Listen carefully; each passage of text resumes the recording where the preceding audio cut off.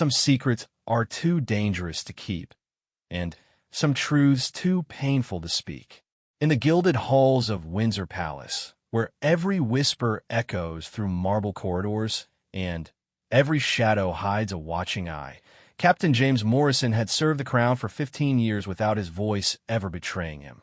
He had faced assassins without flinching, stared down armed rebels with steady hands, and delivered news of war and peace with unwavering composure.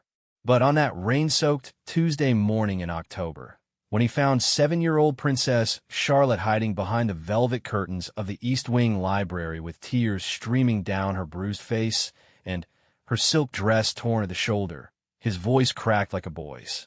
The question that would change everything hung in the air between them. Who did this to you, Your Highness? What Captain Morrison didn't know was that the answer would unravel a conspiracy that reached the very heart of the monarchy, expose betrayals that had been festering for decades, and force him to choose between his oath to the crown and his duty to protect an innocent child. In a world where loyalty is currency and silence is survival, sometimes the most dangerous thing you can do is ask the right question to the wrong person. This is the story of what happened when a soldier's compassion collided with a kingdom's darkest secrets, and how one little girl's courage would either save the monarchy or destroy it forever. The morning mist clung to the ancient stones of Windsor Palace like ghostly fingers, reluctant to release their grip as the October sun struggled to break through the gray English sky. Captain James Morrison adjusted his ceremonial sword belt and checked his pocket watch for the third time in 5 minutes. 6:45. The palace was stirring to life with the quiet efficiency that had characterized royal mornings for centuries. Morrison had been walking these halls for 15 years, and he knew every creak of the floorboards, every draft that whistled through the corridors, every shadow that played across the tapestried walls. At 38, he was young for captain of the Royal Guard, but his service record was impeccable. He had earned his position through merit, not connections, something that was increasingly rare in the modern monarchy's complex web of politics and privilege. The East Wing Library had always been his favorite part of the palace. Unlike the grand staterooms with their oppressive formality, the library felt alive with whispered stories and centuries of accumulated wisdom. The morning light filtered through tall windows, casting dancing patterns across leather-bound volumes that had witnessed the rise and fall of empires. It was here that Morrison often found moments of peace during his rounds, stealing a few seconds to appreciate the beauty of his surroundings before duty called him elsewhere. But this morning was different. As he approached the library's oak doors, Morrison heard something that made him pause.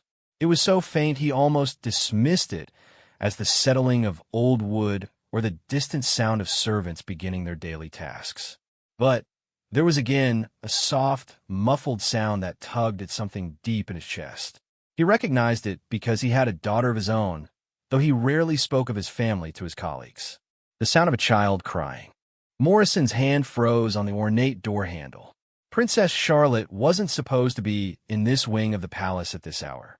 The royal children followed strict schedules that were coordinated down to the minute by their governess, Miss Pemberton, a severe woman who treated punctuality as a sacred duty. Morning lessons began at 7:30 sharp in the schoolroom 3 floors up. The princess should be having breakfast with her tutors, reviewing her French vocabulary or practicing her posture. The captain's training kicked in automatically. An irregularity in the royal routine was never to be dismissed lightly. In his years of service, he had learned that the smallest deviation from protocol often signaled something much larger and more dangerous brewing beneath the surface. He drew a quiet breath and turned the handle with practiced silence.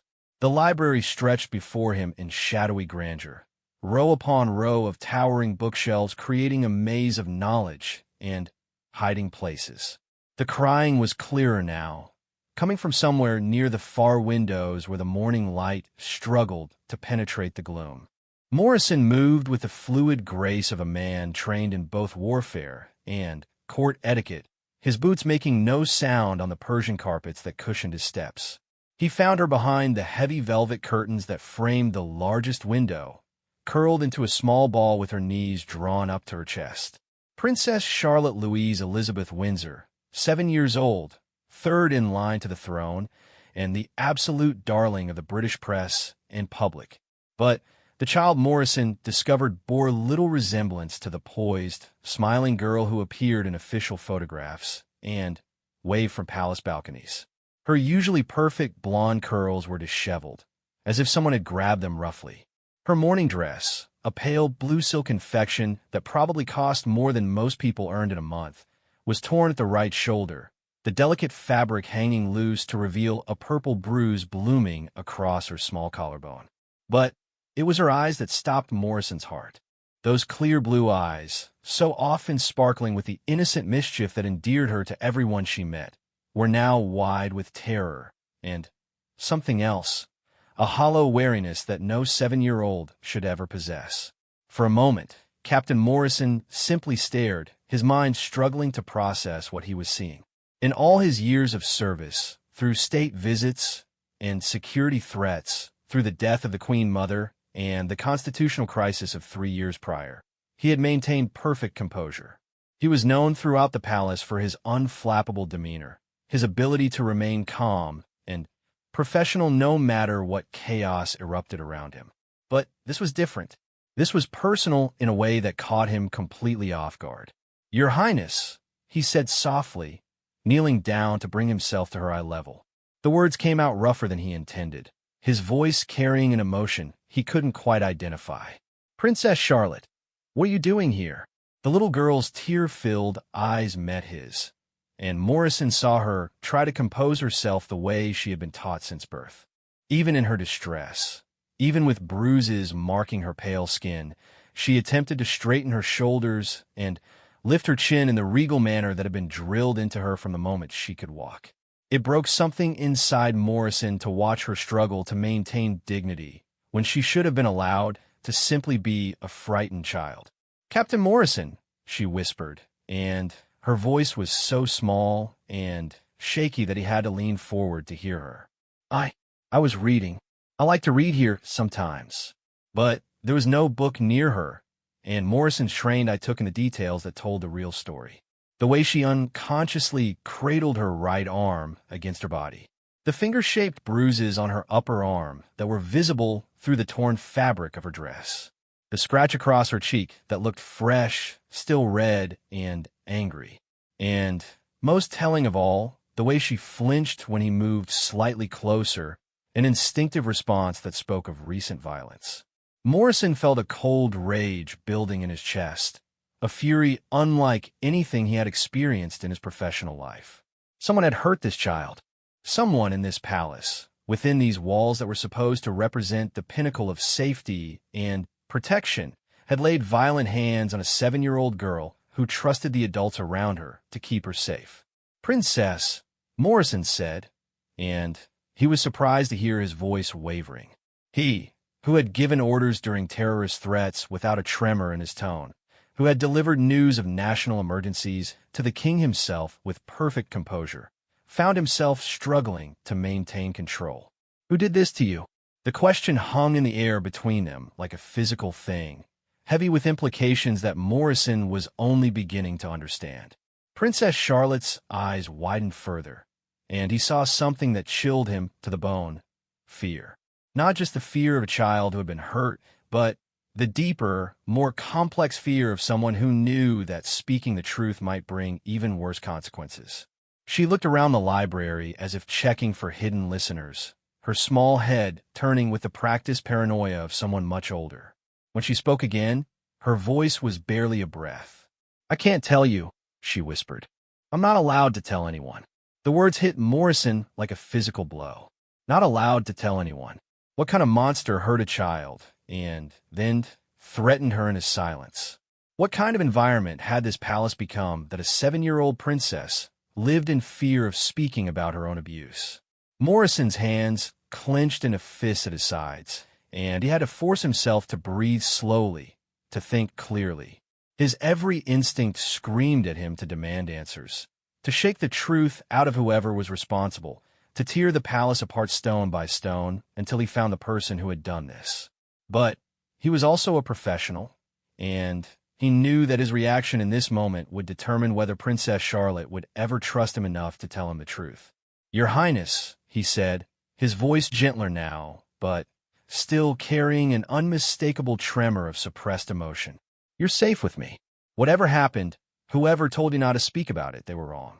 You have a right to tell someone when you've been hurt." Princess Charlotte studied his face with an intensity that was heartbreaking in someone so young. Morrison could see her weighing his words, trying to decide if she could trust him. In the growing morning light, the bruises on her face were becoming more visible, and Morrison realized with growing horror that these weren't fresh injuries. The coloring, the way some marks were fading while others were still dark, suggested this had been going on for some time. "They said," Charlotte began, then stopped, her small hands twisting in her torn dress. "They said that if I told anyone, something bad would happen to Mama. They said that people who tell secrets about the royal family sometimes just disappear." Morrison felt the blood drain from his face. Someone had threatened not just the princess, but her mother as well. And the implication of people disappearing sent a chill down his spine that had nothing to do with the October morning air. This wasn't just child abuse. This was something much larger and more sinister. "Who said this to you?" Morrison asked, and now his voice was definitely shaking. He couldn't hide it anymore, couldn't maintain the professional distance that had served him so well throughout his career. This was a child, a terrified little girl who had been threatened and hurt by someone she should have been able to trust. Princess Charlotte's eyes darted around the library again, and Morrison followed her gaze.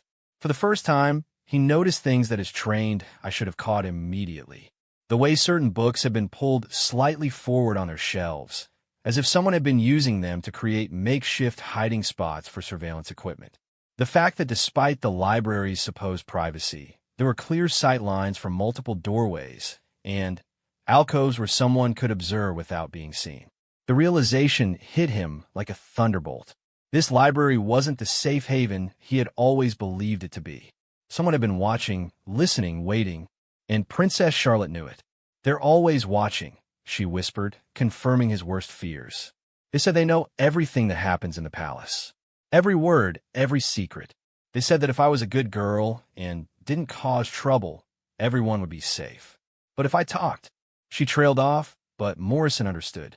The threat was clear, and it explained why a 7-year-old child was sitting in a dark corner, bleeding and afraid, rather than running to the adults who should have protected her. Morrison made a decision that would change the course of both their lives.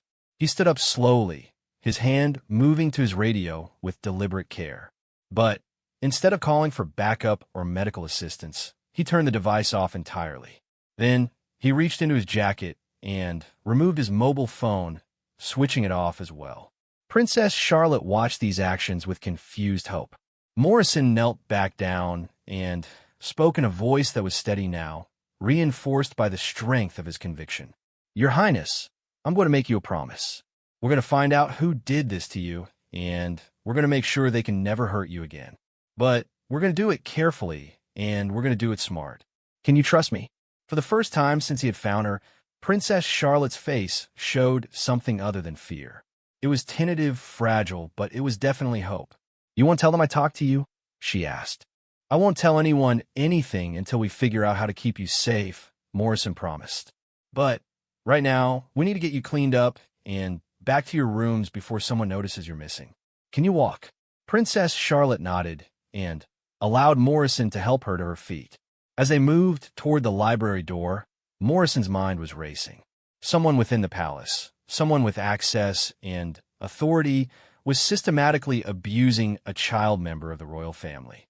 They had threatened not just the princess, but her mother, and they had established a network of surveillance and control that allowed them to operate with impunity.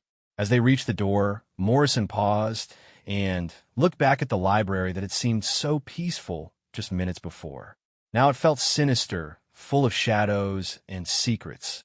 He realized that everything he thought he knew about his workplace, about the people he served alongside, about the very nature of his duty, might be built on lies.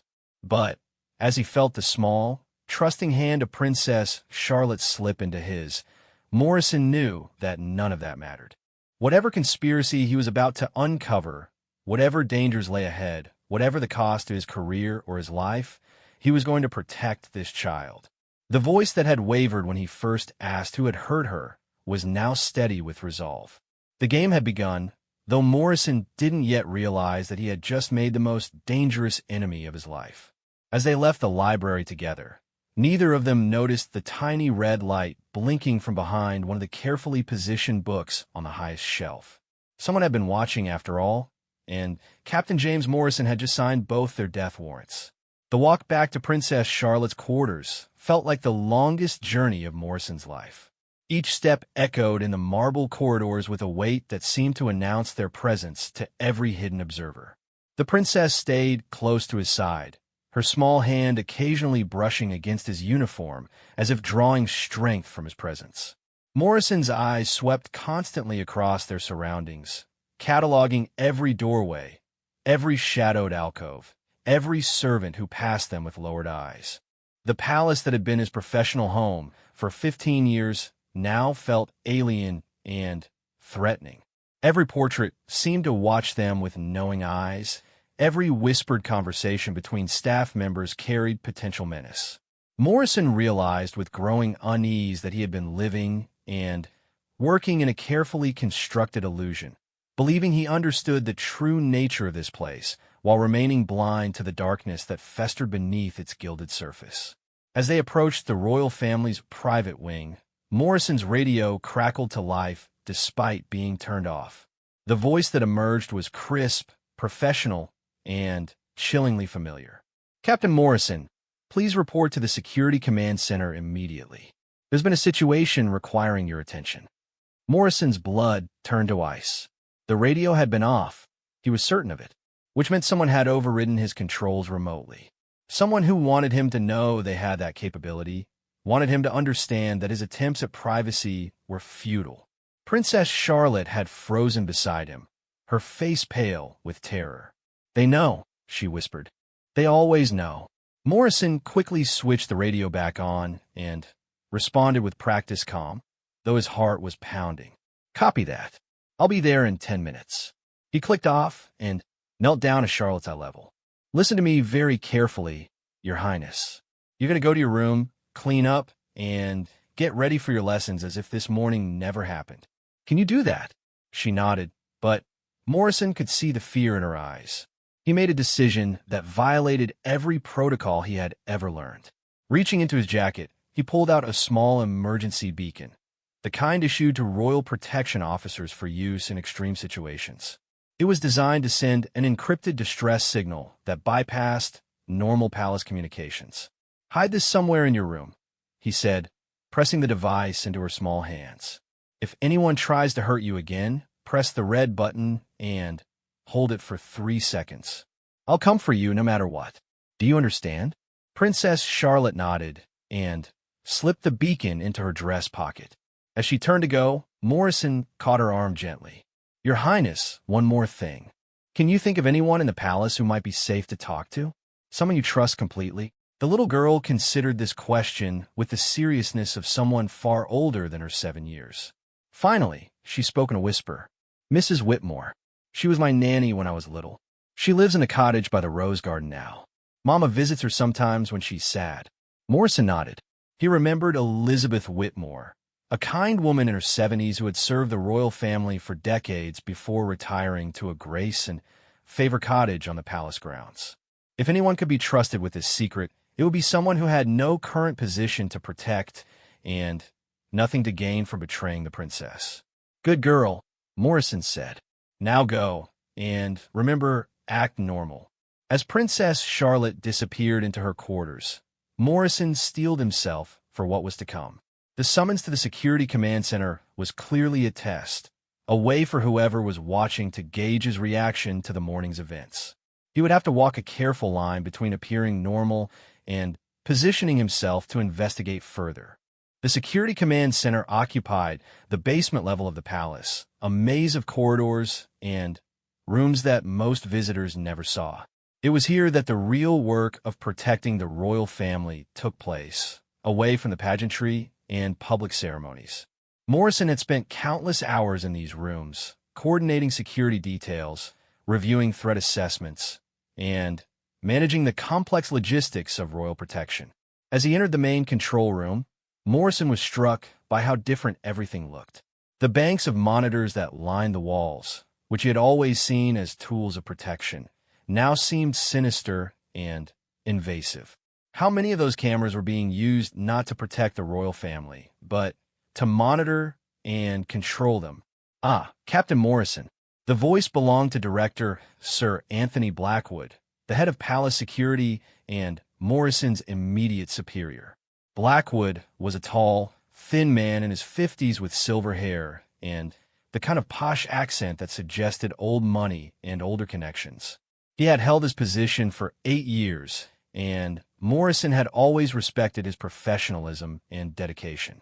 Now, looking at Blackwood's carefully neutral expression, Morrison wondered if he had been naive. "Sir," Morrison replied, maintaining his professional demeanor despite the turmoil in his mind. "You wanted to see me?" "Yes, indeed." Blackwood gestured toward his private office, a glass-walled room that overlooked the main control floor. "We need to discuss some irregularities in this morning's patrol reports."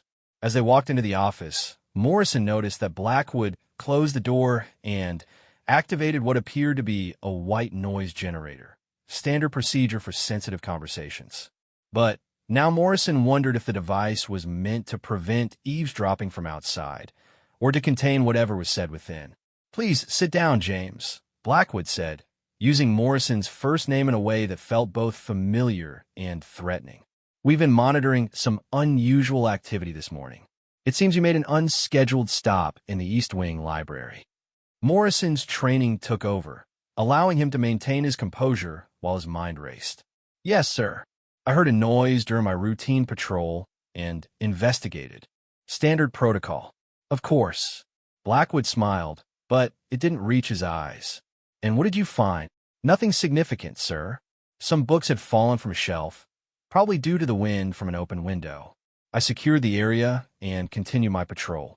Blackwood studied Morrison's face with uncomfortable intensity. "That's interesting, James, because our monitoring equipment detected voices in that room. A conversation, actually, between two people." Morrison felt a chill run down his spine, but he kept his expression neutral. "I'm not sure what your equipment detected, sir, but I can assure you I only spoke briefly to myself while checking the room. Sometimes I think aloud during investigations, old habit from my army days." Blackwood leaned back in his chair, his fingers steepled in front of him. "You know, James, in my experience, the most dangerous threats to the royal family don't always come from outside these walls. Sometimes they come from within, from people who think they know better than their superiors, who take it upon themselves to investigate matters that are above their clearance level." The threat was subtle but unmistakable. Morrison met Blackwood's gaze steadily. "I understand completely, sir. Chain of command is essential for the security of the royal family. I would never presume to act outside my authority." Good. Blackwood stood up and moved to look out the window of his office. "You know, James, you've been an exemplary officer during your time here. Dedicated, trustworthy, discreet. It would be unfortunate if anything were to compromise that stellar record." "Sir, well, there are always rumors floating around the palace.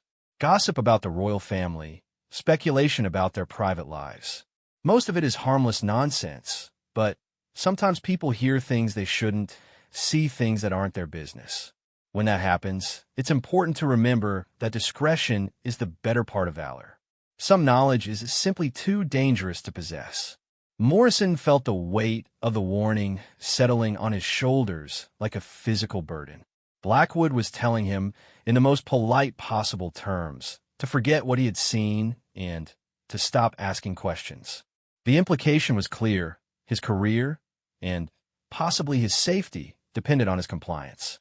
"I understand perfectly, sir," Morrison said. "My loyalty has always been to the crown and to the protection of the royal family. That will never change." "Excellent." Blackwood turned back to face him, his smile now genuine, or at least more convincing.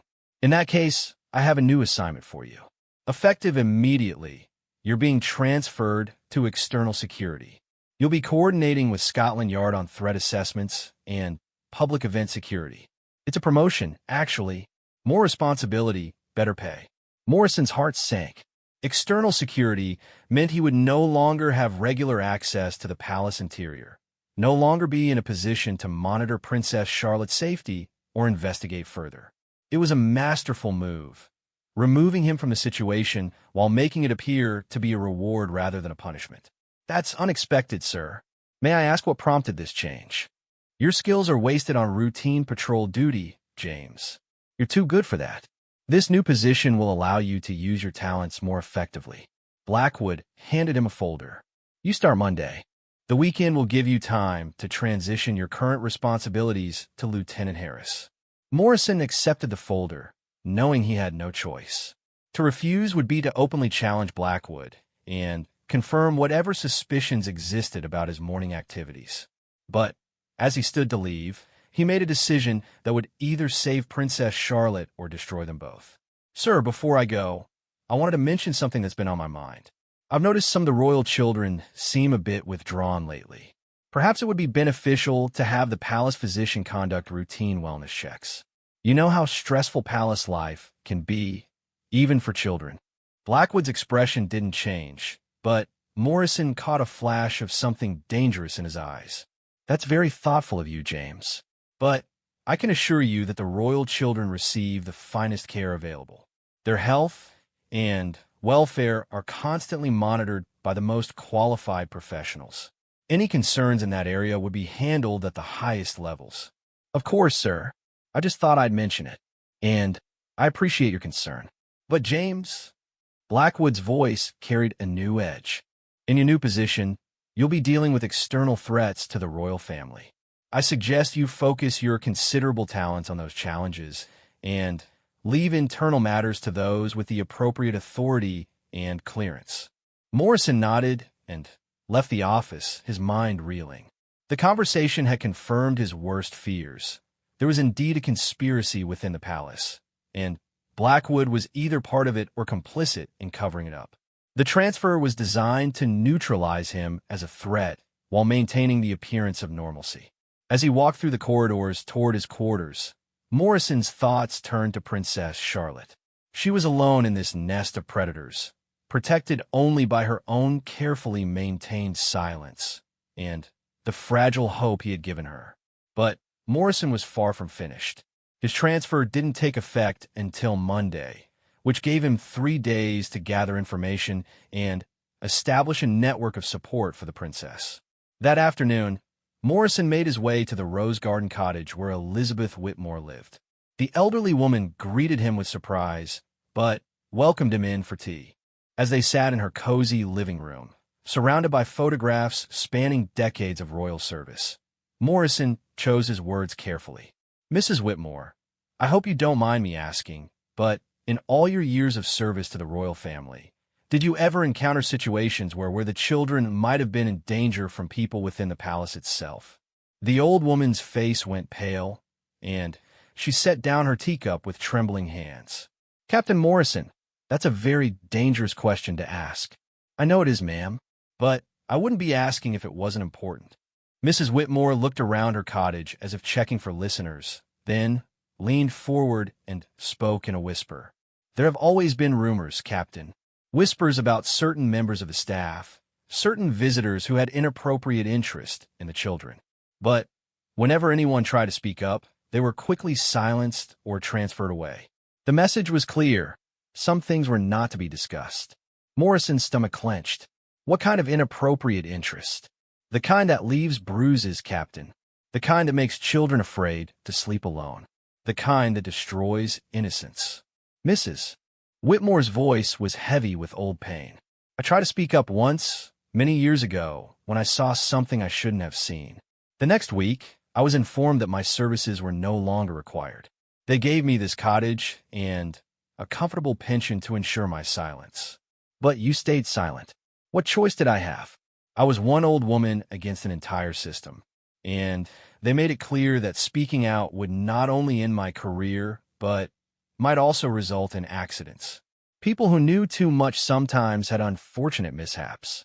Morrison felt a chill that had nothing to do with the October air.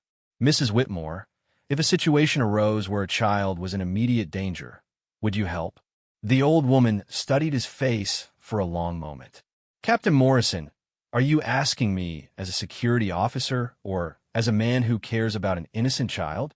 As a man who took an oath to protect the royal family, ma'am. All of them, especially the most vulnerable. Mrs. Whitmore nodded slowly. Then, yes, Captain.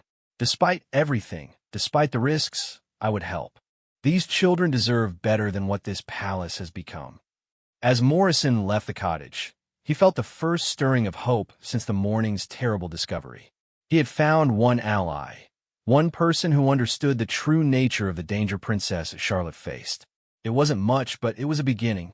That evening, as Morrison sat in his quarters reviewing security protocols and trying to identify other potential allies, his phone buzzed with a text message from an unknown number. Some conversations are meant to stay private. Some alliances are dangerous to form. Choose your next steps wisely, Captain. You have much to lose. Morrison stared at the message, his blood running cold. They were watching everything, listening to everything. His conversation with Mrs. Whitmore had been monitored, despite taking place in what should have been a private residence. But instead of fear, Morrison felt a growing determination. Let them watch. Let them threaten. He had made a promise to a frightened 7-year-old girl, and he intended to keep it, regardless of the cost. As he prepared for bed, Morrison thought about his own daughter, safe in her mother's care far from the palace. He thought about the trust Princess Charlotte had placed in him, the hope in her eyes when he promised to protect her.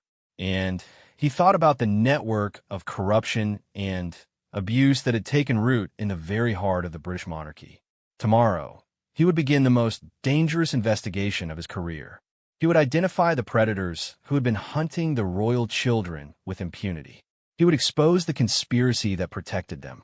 And he would ensure that Princess Charlotte never again had to hide in dark corners, afraid to speak the truth about her own abuse.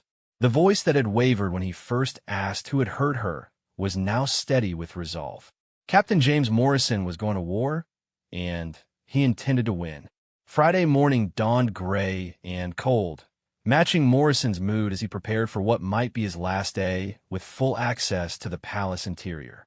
The threatening text message from the previous night had confirmed that every move he made was being monitored, but it had also revealed something crucial. Whoever was behind this conspiracy was worried.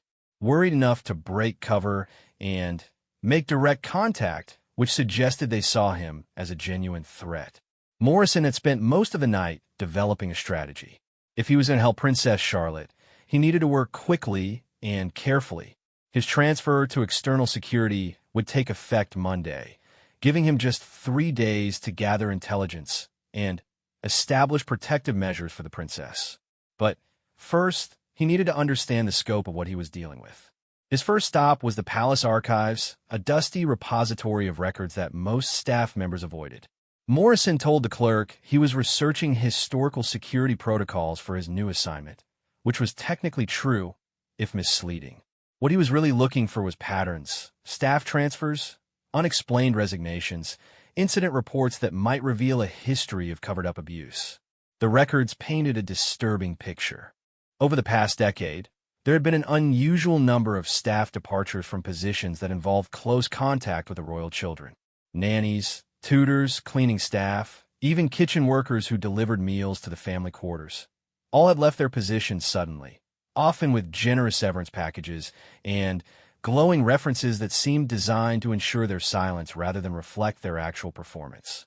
Most telling were the medical records. Morrison's security clearance gave him access to sanitized versions of the royal family's health information, and what he found made his blood boil. Multiple visits to the palace physician for injuries sustained during riding lessons or falls downstairs. But the frequency and nature of these incidents, particularly for Princess Charlotte, suggested a pattern that had nothing to do with equestrian accidents or childhood clumsiness. As Morrison reviewed the files, he began to see the outlines of a sophisticated system of abuse and cover-up. Someone with significant authority within the palace had been systematically targeting the royal children, particularly Princess Charlotte, while a network of complicit staff members ensured that evidence was hidden and potential whistleblowers were silenced or removed. His investigation was interrupted by the arrival of Lieutenant Harris, the man who would be taking over Morrison's patrol duties. Harris was young, ambitious, and had always struck Morrison as someone more concerned with advancing his career than with the welfare of those under his protection. "Morning, Captain," Harris said with the kind of eager smile that immediately put Morrison on guard. "Director Blackwood asked me to start shadowing you today to ensure a smooth transition." Morrison forced a smile in return. "Of course, Lieutenant. Always good to have extra eyes during patrol." As they walked through the palace corridors, Morrison found himself studying Harris with new suspicion. Was the young lieutenant simply an ambitious climber, or was he part of the conspiracy? The timing of his assignment to replace Morrison seemed too convenient to be coincidental. Their patrol route took them past Princess Charlotte's quarters, and Morrison felt his heart rate increase as they approached. Through the windows, he could see the little girl sitting at her desk with her French tutor, Miss Pemberton. She appeared to be following her normal routine, but Morrison noticed the way she kept glancing toward the door, the tension in her small shoulders, the way she flinched when Miss Pemberton moved too quickly. "Beautiful child," Harris commented, following Morrison's gaze. "Such a shame about her accident yesterday." Morrison's blood turned to ice. "Accident? Oh, you hadn't heard? Apparently she took a tumble down some stairs. Nothing serious, just a few bruises, but the family is being extra careful with her activities this week. Doctor's orders." The casual way Harris delivered this information, the slight smile that accompanied his words, told Morrison everything he needed to know. Harris wasn't just replacing him. He was part of the system that enabled the abuse to continue. The accident story was the official cover for Princess Charlotte's injuries, and Harris was testing to see how Morrison would react to this obvious lie. "Children can be so clumsy," Morrison replied carefully. "Good thing it wasn't more serious." "Indeed," Harris said, and Morrison caught the flash of satisfaction in his eyes. "Though I'm sure with proper supervision, such accidents can be prevented in the future." The threat was subtle but clear. Harris was telling him that Princess Charlotte's safety depended on Morrison's continued silence and cooperation. Any attempt to investigate or intervene would result in more accidents. As they continued their patrol, Morrison's mind raced. He needed to find a way to communicate with Princess Charlotte without Harris knowing, needed to ensure she still had the emergency beacon he had given her, needed to start building a case that could expose this conspiracy. But with Harris watching his every move, any direct action would be impossible. Their route took them past the staff quarters, and Morrison made a mental note of the layout. If he was going to gather intelligence, he would need to do it after hours, when fewer people were around to observe his movements. But first, he needed to identify exactly who was involved in the conspiracy and how high up it reached. The opportunity came sooner than expected. During their afternoon break, Harris excused himself to make a phone call, leaving Morrison alone near the security office. Morrison quickly accessed one of the computer terminals and began reviewing the previous day's surveillance footage from the library. What he found chilled him to the bone. The footage showed Princess Charlotte entering the library alone, clearly distressed. But then, just minutes before Morrison arrived, the recording jumped forward several hours, as if a significant portion had been deleted. When the recording resumed, it showed Morrison discovering the princess, but with no audio and from an angle that made it impossible to see her injuries clearly.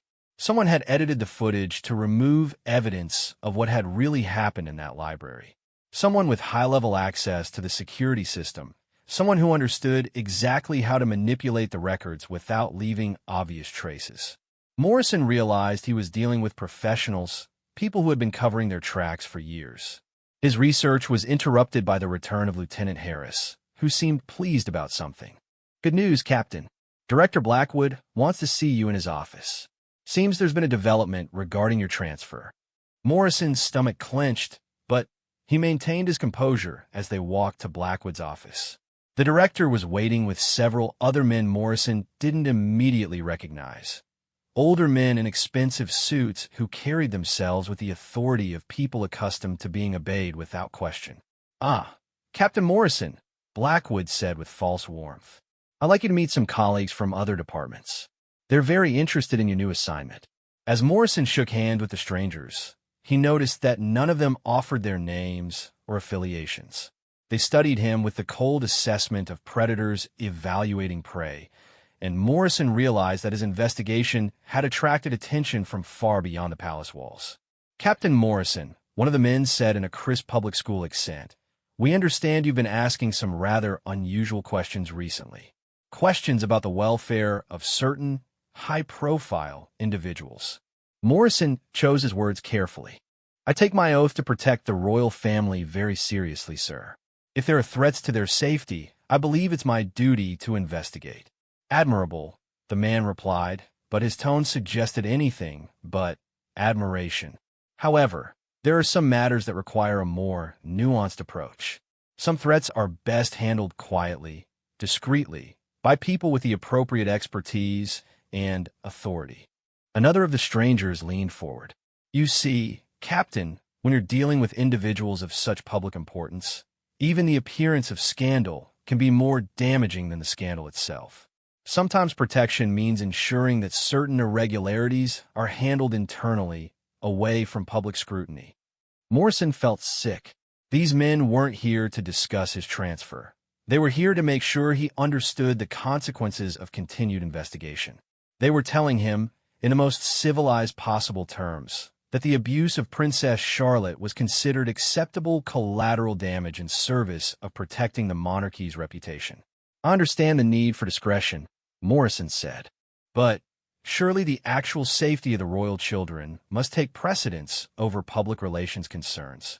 The silence that followed his words was deafening.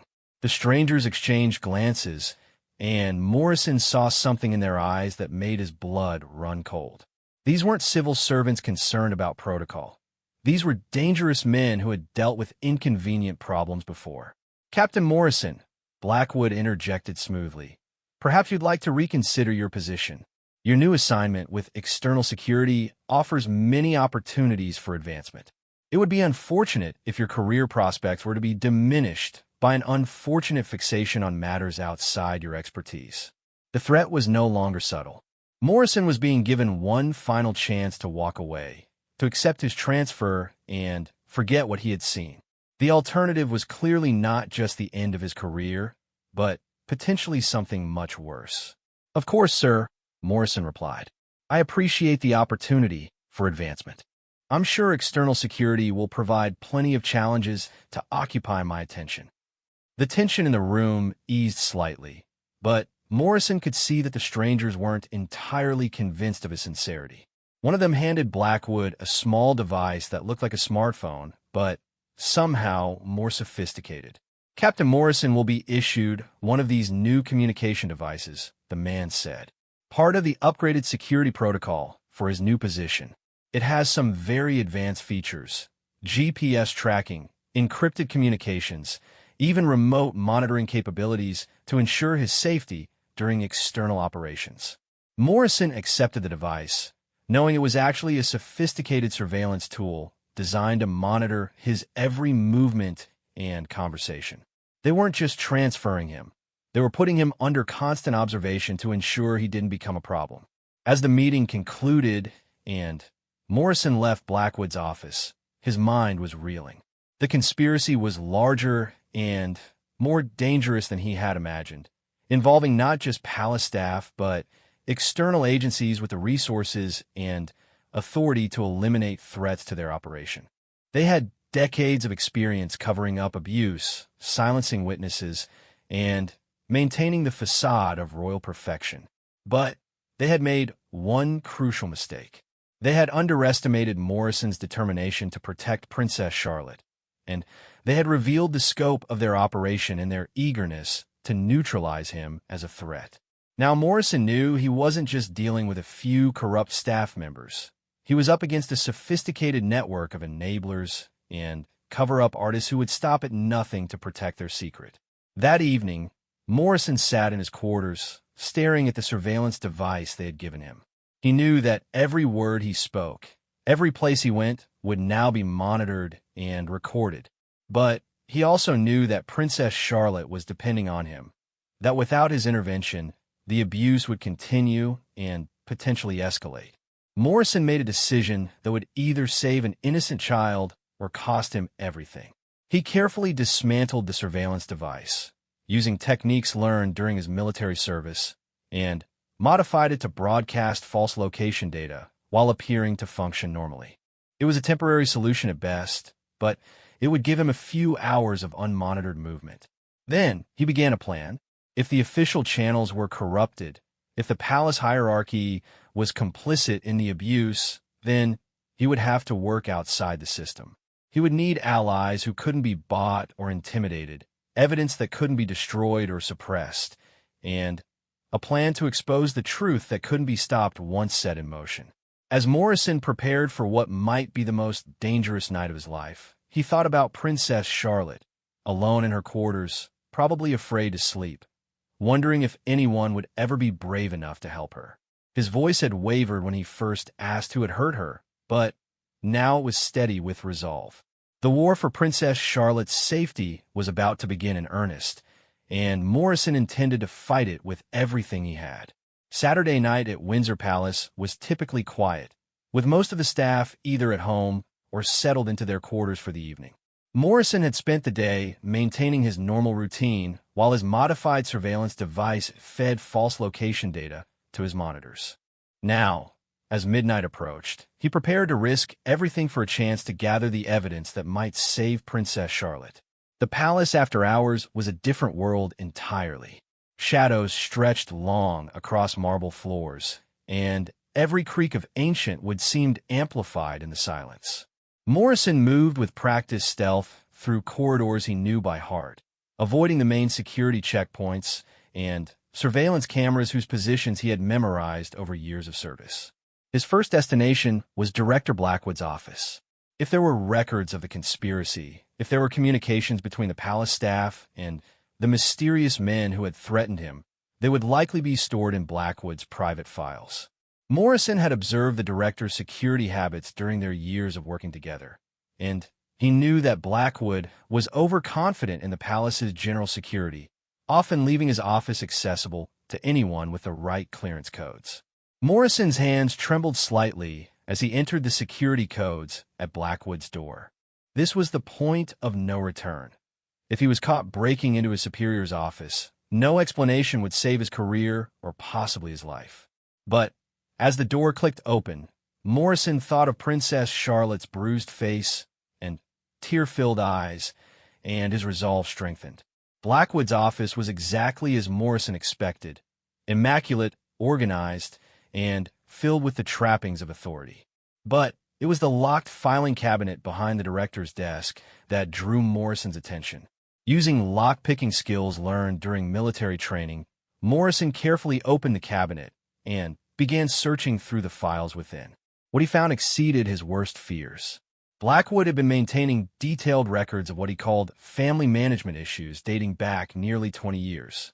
File after file documented incidents of abuse involving multiple royal children, not just Princess Charlotte.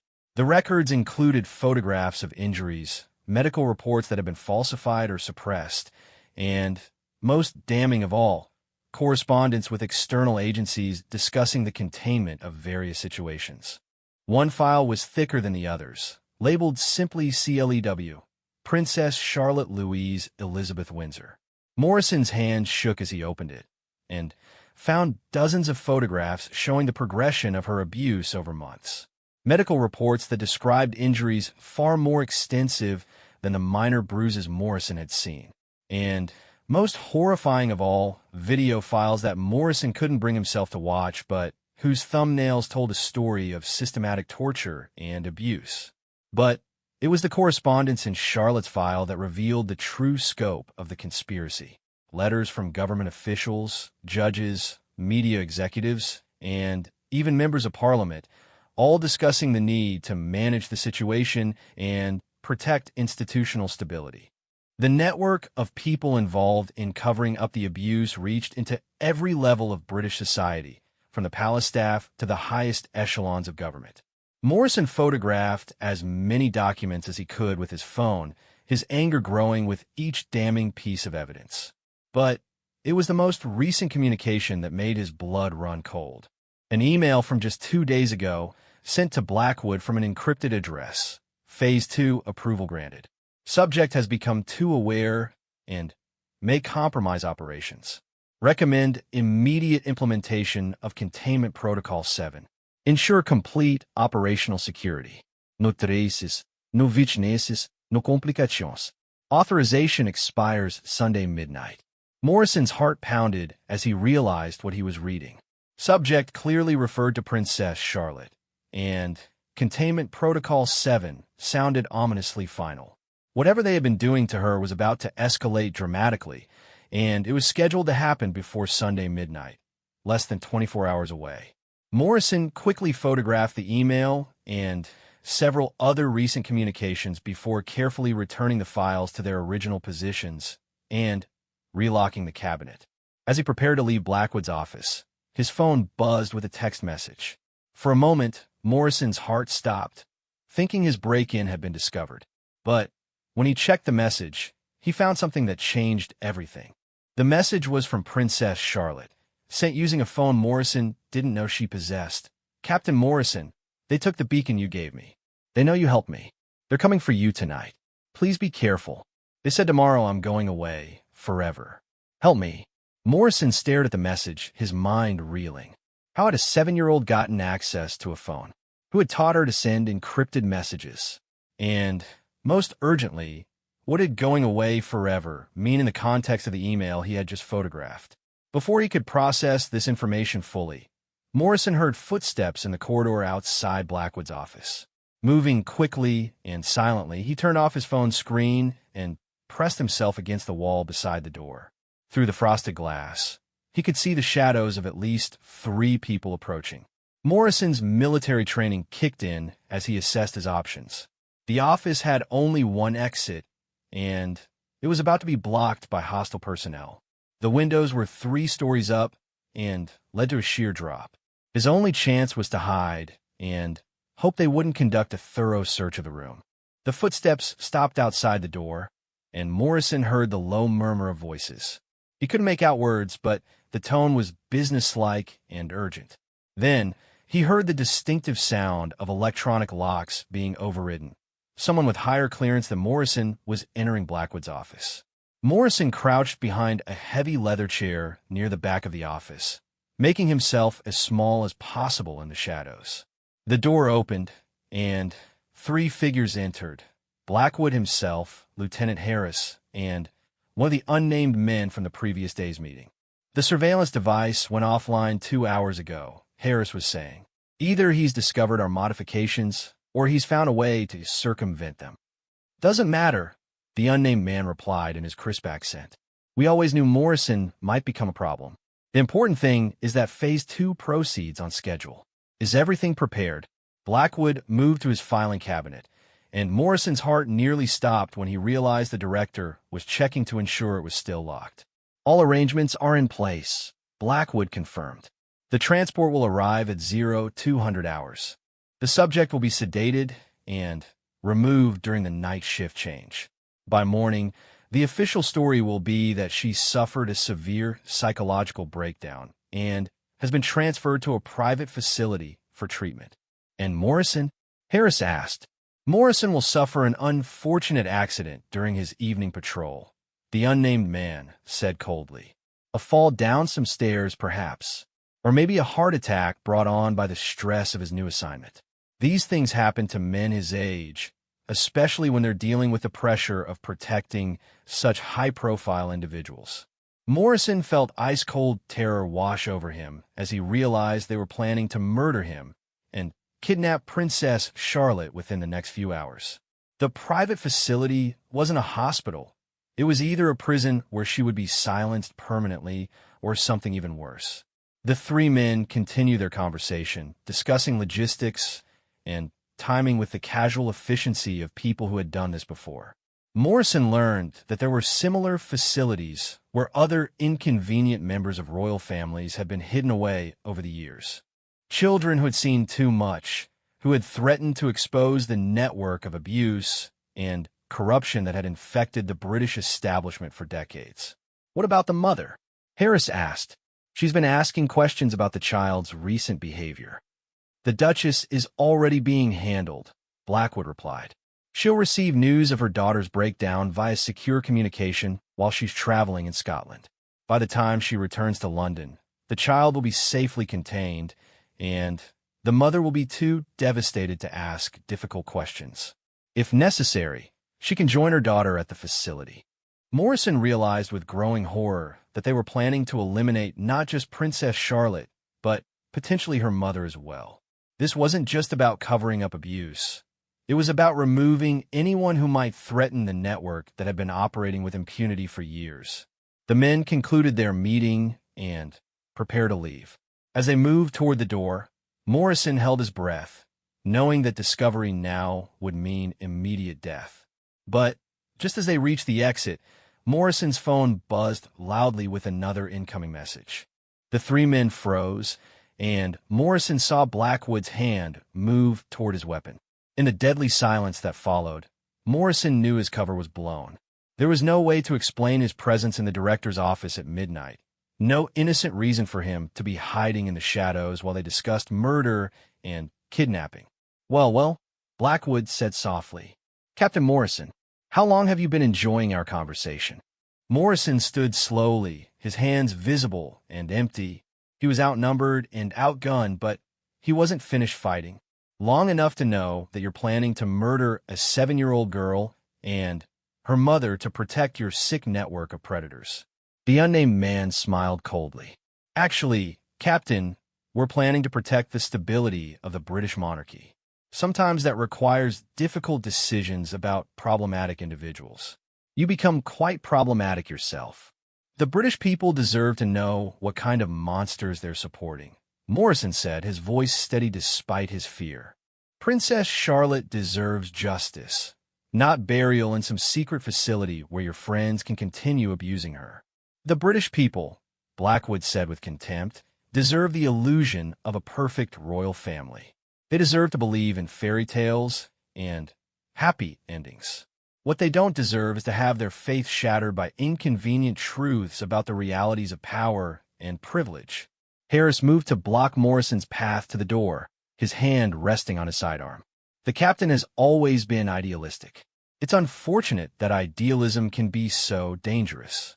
Morrison realized that his only chance of survival, and Princess Charlotte's only hope for rescue, lay in the evidence he had photographed. If he could get that information to the right people, if he could expose the conspiracy publicly before they could silence him, then maybe Charlotte and her mother could still be saved. You know, Morrison said, trying to buy time, I've always wondered how people like you sleep at night. How do you look at yourself in the mirror knowing that you're enabling the torture of children? The unnamed man's expression didn't change. We sleep quite well, Captain. We understand that civilization requires difficult choices. Some people must sacrifice so that others can prosper. Some truths must be hidden so that society can function. You lack the sophistication to understand these complexities. Morrison felt rage building in his chest. These people had convinced themselves that their crimes were noble, that their abuse of innocent children was somehow necessary for the greater good. They had created an elaborate justification for their evil that allowed them to see themselves as heroes rather than monsters. The only thing I understand, Morrison said, is that you're all going to burn for what you've done. The evidence is already out there. Even if you kill me tonight, the truth will come out. Blackwood laughed softly. Oh, Captain, do you really think we haven't considered that possibility? Your phone has been monitored since yesterday. Every photograph you took tonight has been immediately forwarded to our technical team. Any evidence you think you've gathered has already been confiscated and destroyed. Morrison's heart sank as he realized the scope of their preparation. They had been watching him even more closely than he had realized, had anticipated his every move. But then he remembered Princess Charlotte's message and had a sudden, desperate idea. "You're right," Morrison said, allowing defeat to creep into his voice. "I suppose I never really had a chance against your organization. But before you kill me, I'd like to know how long this has been going on. How many children have you destroyed over the years?" The unnamed man seemed pleased by Morrison's apparent capitulation. "Longer than you might imagine, Captain. The network has been protecting institutional stability for over 50 years.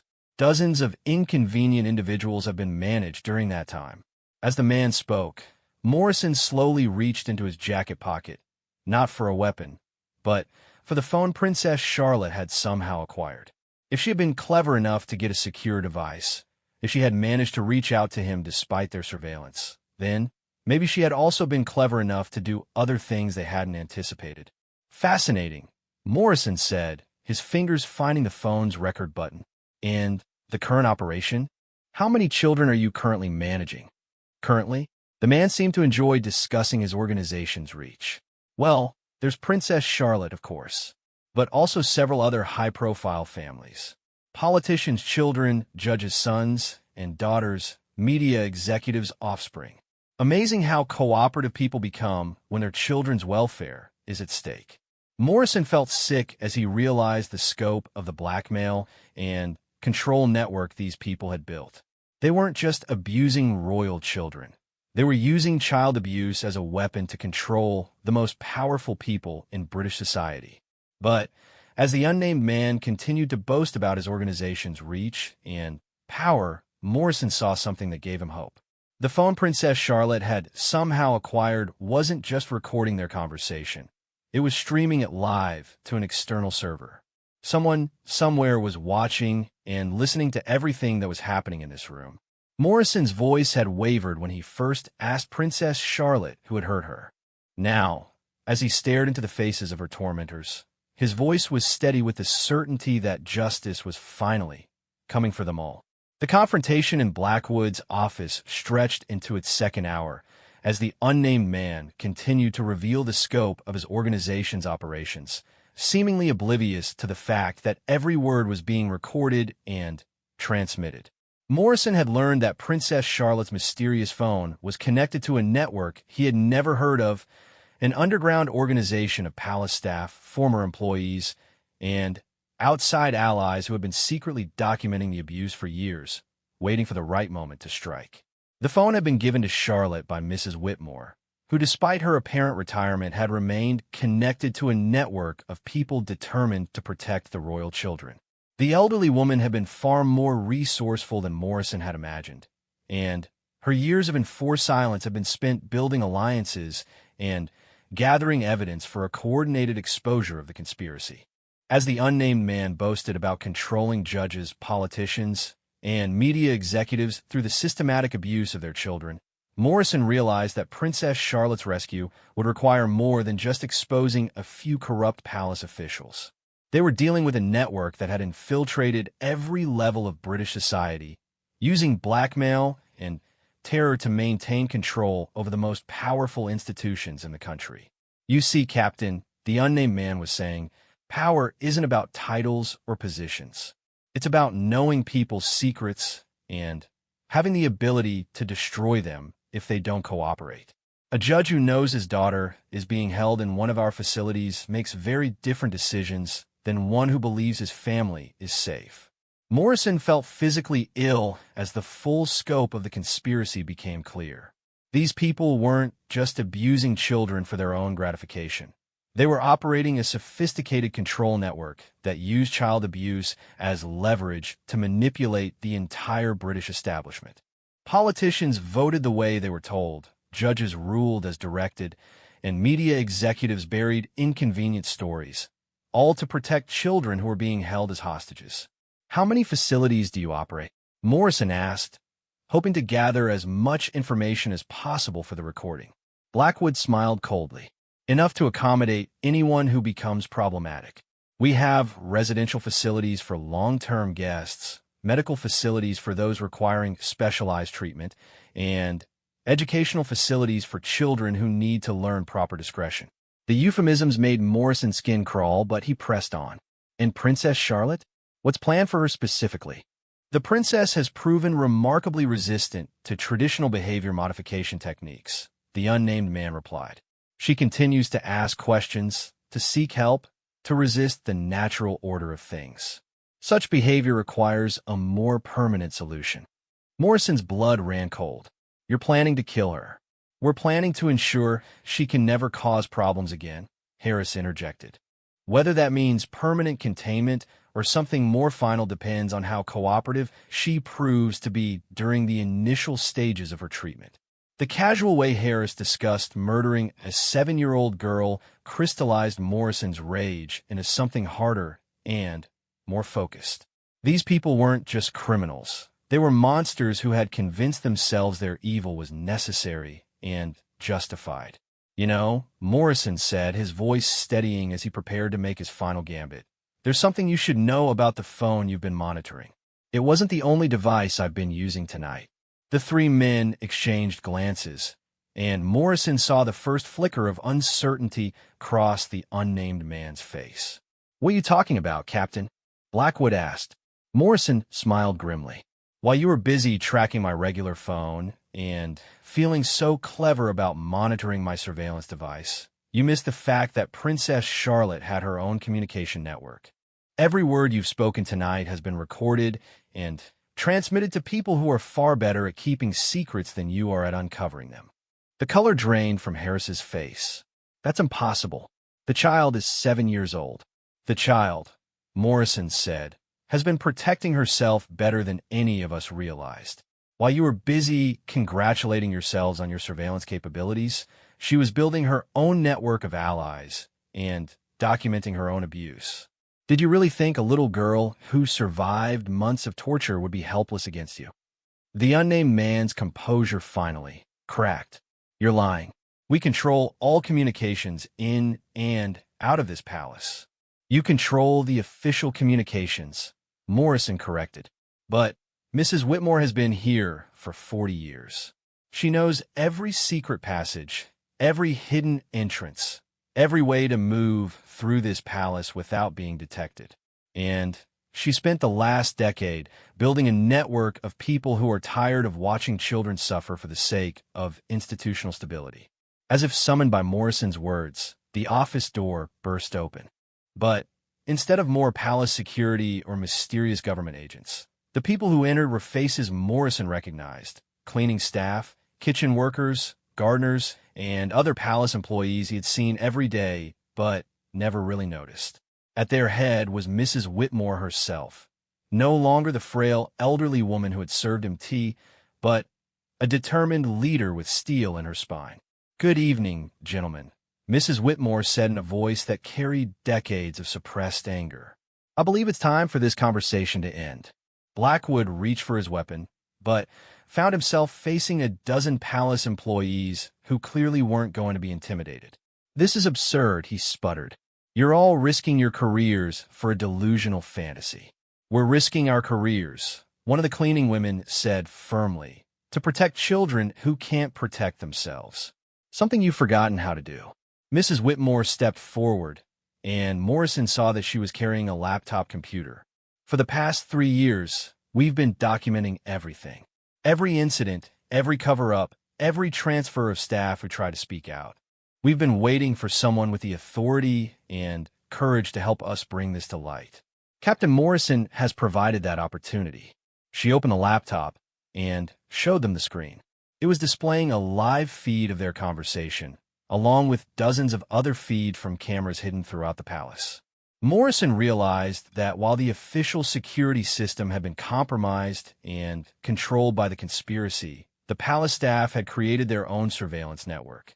"Everything you've said tonight has been recorded and transmitted to journalists, law enforcement agencies, and government officials who are not part of your network," Mrs. Whitmore continued.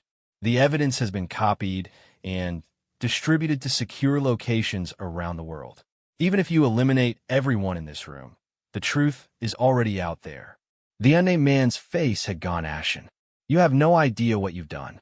The damage to institutional stability will be irreparable. The monarchy itself could fall." "Good," said one of the gardeners, a man Morrison had seen working outside the palace for years, but had never spoken to. Maybe it's time for an institution that protects child abusers to fall. Maybe the British people deserve better than a fairy tale built on the suffering of innocent children. Morrison felt a surge of hope as he realized that the network Mrs. Whitmore had built wasn't just palace staff. It included people throughout British society who had been working quietly for years to expose the truth. Journalists who had been gathering evidence, law enforcement officers who had been frustrated by cases that mysteriously disappeared, government officials who had been sidelined for asking inconvenient questions. "Where's Princess Charlotte now?" Morrison asked Mrs. Whitmore. "Safe," she replied. "We moved her 3 hours ago, along with her mother. They're in a secure location under the protection of people who actually care about their welfare rather than their political usefulness." Blackwood laughed bitterly. "You think this is over? You think exposing our operations will somehow make things better? The network has been operating for 50 years. We have contingency plans you can't imagine.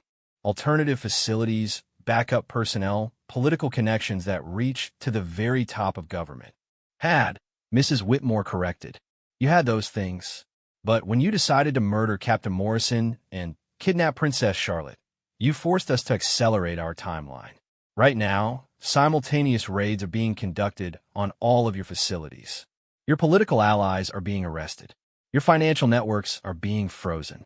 It's over."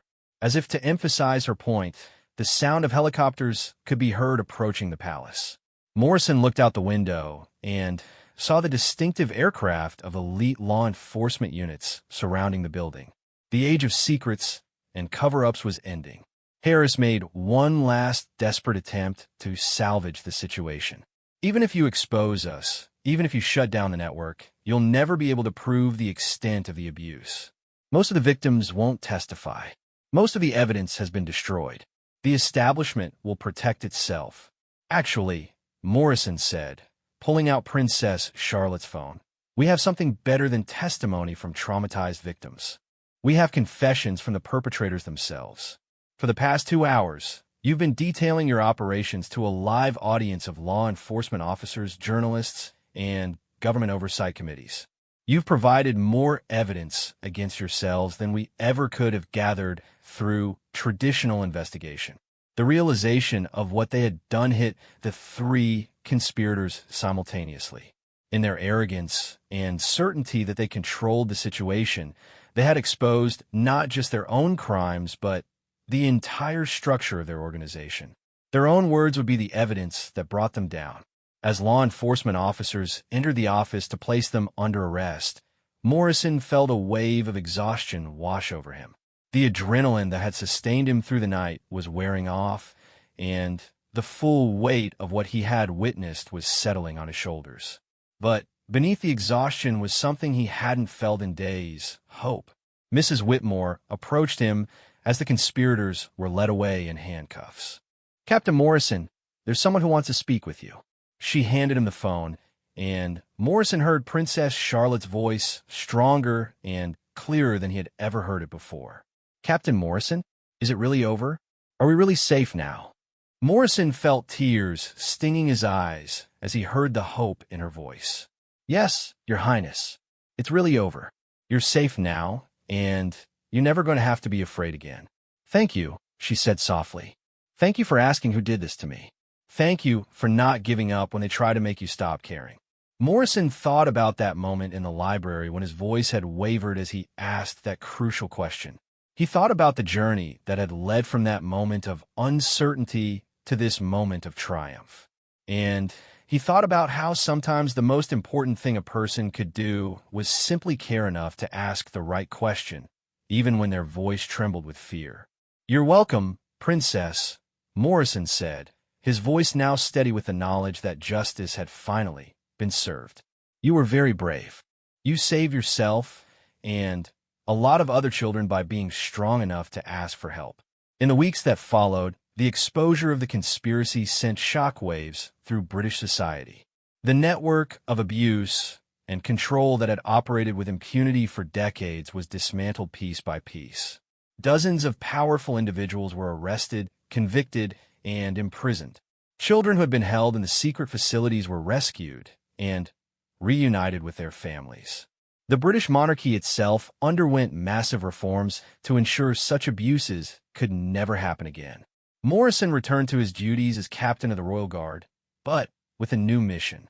Instead of simply protecting the royal family from external threats, he worked to ensure their safety from internal corruption as well. Princess Charlotte recovered from her ordeal and grew up to become a powerful advocate for child protection, using her platform to ensure that no other children would suffer as she had. And sometimes, late at night, when Morrison walked the corridors of Windsor Palace, he would remember that moment in the library when a frightened little girl had trusted him enough to accept his help. His voice had wavered when he first asked who had hurt her, but that moment of vulnerability had been the beginning of justice for all the children who had suffered in silence. The truth, once spoken, had proven stronger than all the lies and threats of those who sought to hide it. And in the end, that made all the difference.